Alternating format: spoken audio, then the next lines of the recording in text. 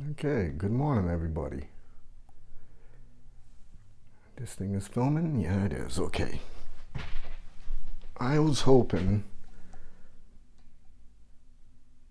to try to get more of this picture in there than I did the last time. Um,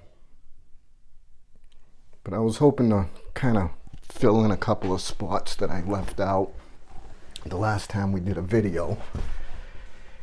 And we were talking about this 3080, which I did run benchmarks on, and versus, you'll see after, the 6800, the Sapphire 6800, it all pretty much broke even. I ran a Heaven benchmark that didn't come out too well with the nitro, but I found out that the settings were wrong. So the 3080 was just basically, I don't know, maybe 1 or 2, 3 frames faster in 1440. 1080p, it pretty much broke even. And as far as the ray tracing goes, this does have it. It definitely has a 6800 beat. And yeah, it is a nice looking card. I haven't even taken the plastic all off of it yet. I ran it with this on there, but the thing that I was talking about was this bracket. Yes, I gave it a light paint job. I didn't like the chrome look on it, seeing that everything's black and chrome. And we were talking about how I found it was kind of useless as far as, let's get a closer shot at this. As far as the way it works versus an arm. So I just kind of put together I kind of guinea rigged a little thing real quick to give you an idea of, I think, what EVGA was thinking about when they made this. And actually, I contacted Up Here Company, who makes this bracket right here, and explained to them about how EVGA put this on here, and told them that I thought maybe they might think about coming up with an adjustable rod to be able to go off of the back of these 3080 type cards and team up with NVIDIA. And actually, the person I spoke to really thought it was a good idea. So maybe we'll see something in the future with that.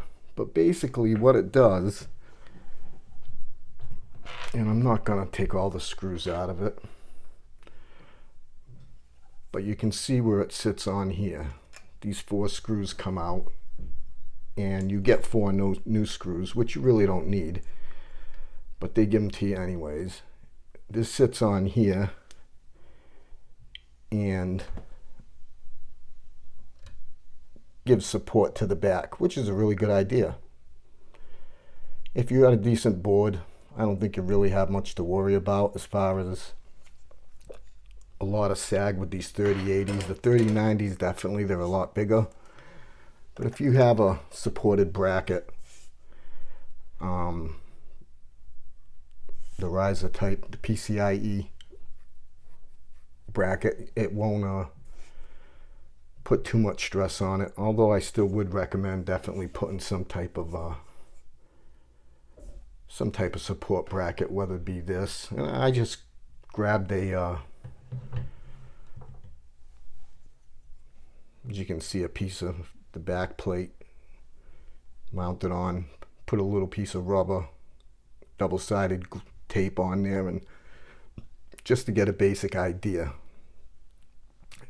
You could really, with a piece of aluminum, a piece of plexiglass, you could even have it engraved. That's all it is when you get the RGB, if you wanted to give the effects like you get on these little night lights and stuff like that. And you could make one custom to fit yours for probably a couple of dollars, but that would be an easy fix if you got any type of machinery skills or access to a machine shop and gave them the measurements.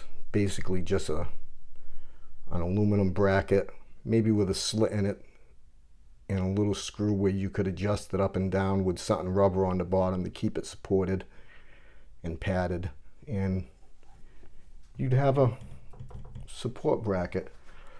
Or then again, you could go with something like this. I actually didn't think that this was going to be long enough, but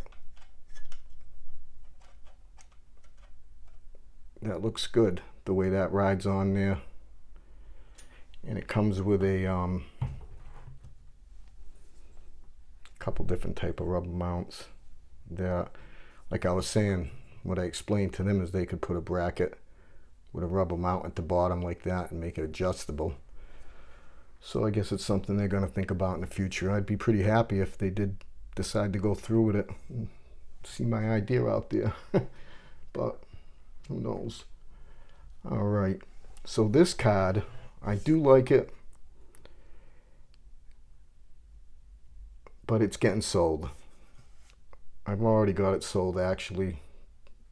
Someone on Facebook actually contacted me and they asked me how I liked it, and I told them that I just like to tinker around with reviews and stuff, and I'm going to try it out, and if I do like it, I'll keep it and get rid of the 68, and if not, I'm going to sell this. And the reason I'm keeping the 68 is I don't play a lot of games that have ray tracing, so it's not a big deal to me. As far as frames go, it definitely keeps right up with the 3080. The 69 version of this keeps up with the 3090, but then again, you don't have the ray tracing. It's just not there. Hopefully in the future, they will definitely work on that. Okay, so this is going to go back in. And I'm not putting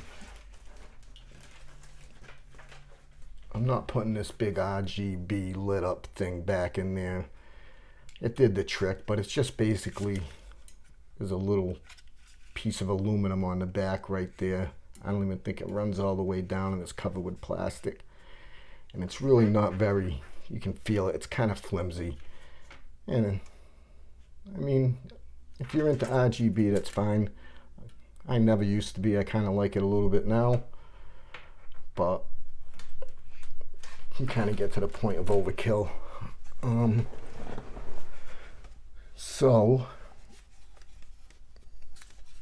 what I'm gonna do is basically end up putting this back in there.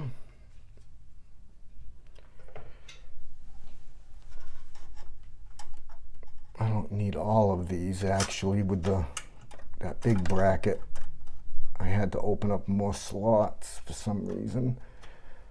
The reason being, it's a lot bigger bracket. On these cases, this little lip goes right behind there. And these definitely come in handy. These little thumb screws there just make life a whole lot easier. I even use them on the motherboard. And I'm going to be doing a review on a motherboard, the MSI MEG.